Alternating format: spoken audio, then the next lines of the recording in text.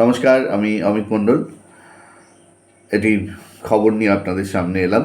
উদ্যম credit card প্রকল্প রাজ্য সরকার চালু করতে শুরু করেছে। উদ্যম ক্রেডিট কার্ড প্রকল্প কি? সর্বোচ্চ 10 লক্ষ আর্থিক সহায়তা পাবেন। কারা পাবেন, কিভাবে পাবেন, তার জন্য কি কি লাগবে, সকল আলোচনাই আজকের এই ভিডিওর মধ্যে পড়ব। সরকারের যেটা ভাবনা সেটা হলো, ব্যবসা শুরু করার আপনি স্বপ্ন দেখছেন, রাজ্য সরকার আপনার পাশে আছে। তো রাজ্য সরকারের নতুন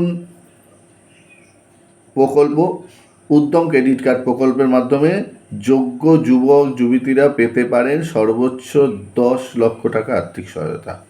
এর মধ্যে 5 লক্ষ সম্পূর্ণ সরকারি অনুদান এবং 5 লক্ষ সুদহীন ঋণ দেওয়া হবে ব্যবসা, স্টার্ট আপ ও ক্ষুদ্র উদ্যোগ গড়ে তোলার জন্য। কারা পাবেন?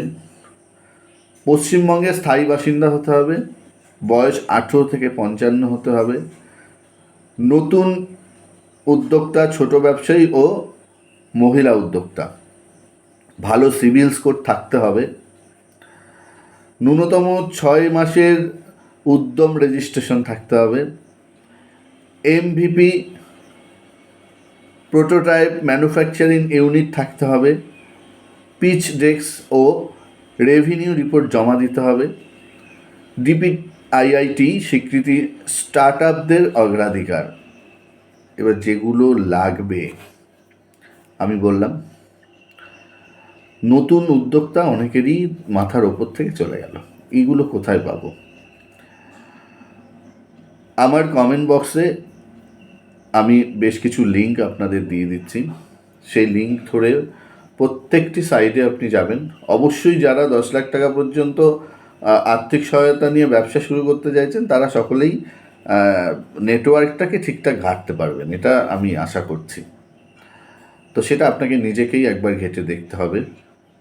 তারপরে কিছু প্রশ্ন থাকলে আমি অবশ্যই আপনাদের জানাবো। আবেদনের প্রক্রিয়া, প্রয়োজনীয় নথি: বৈধ উদ্যম রেজিস্ট্রেশন সার্টিফিকেট, আধার কার্ড ও প্যান কার্ড, ঠিকানার প্রমাণপত্র মানে ডোমিসাইল সার্টিফিকেট, প্রকল্পের বিশদ বিবরণী ও প্রজেক্ট রিপোর্ট। এই প্রজেক্ট রিপোর্টটা কিন্তু ফ্যাক্টর। প্রফেশনাল সিএরা এই প্রজেক্ট রিপোর্ট তৈরি করে, সেইভাবে প্রজেক্ট রিপোর্টটাকে আপনার তৈরি করতে হবে। প্রেজেন্টেশনটা যেন খুব সুন্দর হয়।